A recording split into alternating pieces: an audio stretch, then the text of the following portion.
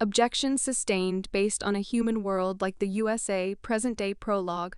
Maya Lennox was the kind of lawyer who didn't just quote the law she breathed. At 38, she was already a partner at Harris and Grant, the largest civil rights firm in the state, had a calm, disarming demeanor. But beneath her composure lived a fire forged in the shadow of her mother's untimely death, a wrongful death that no one had ever been held accountable for. Until now, Chapter 1, the case St. Caraway Memorial Hospital was known for its prestige and its silence. For decades, rumors had circulated of discriminatory practices, Black patients being delayed treatment, Black staff being underpromoted or dismissed without cause. But the hospital had deep pockets, powerful allies, and the best lawyers in the country. That was, until the case of Reagan Willis, a 19-year-old Black woman with sickle cell anemia. She had died in the ER waiting room. Her mother said she'd begged for help. Nurses allegedly ignored her. The attending physician, Dr. Eli Brandt, a respected but notoriously arrogant white doctor, had signed off on the report claiming non-urgent symptoms.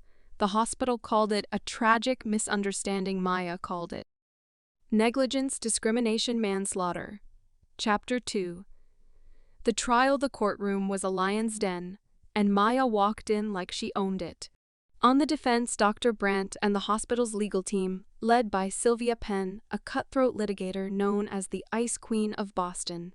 Their defense was that Reagan had a history of non-compliance and had downplayed her symptoms.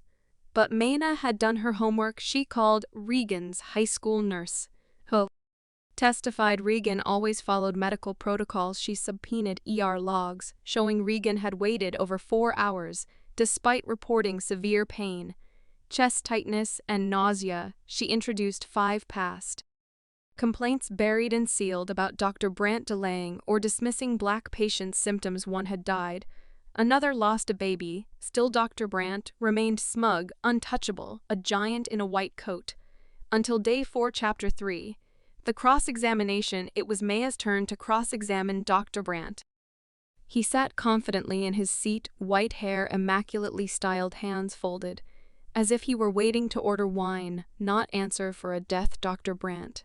Maya began, voice cool. Do you remember a patient named Angela Lennox treated at your hospital 12 years ago? He squinted. No, she held up a photo she died in your ER. Heart failure. Her chart said anxiety.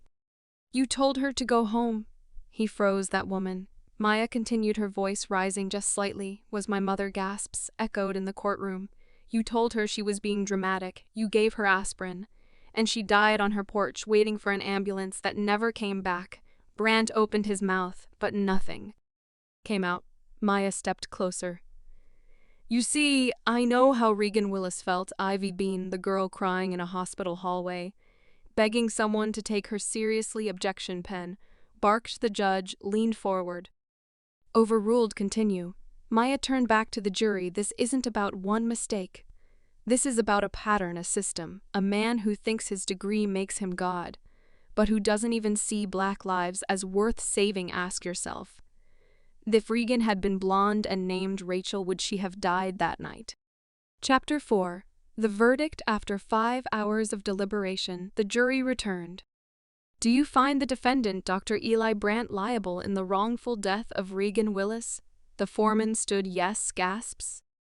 A wail of relief from Reagan's mother. Penn blinked, stunned.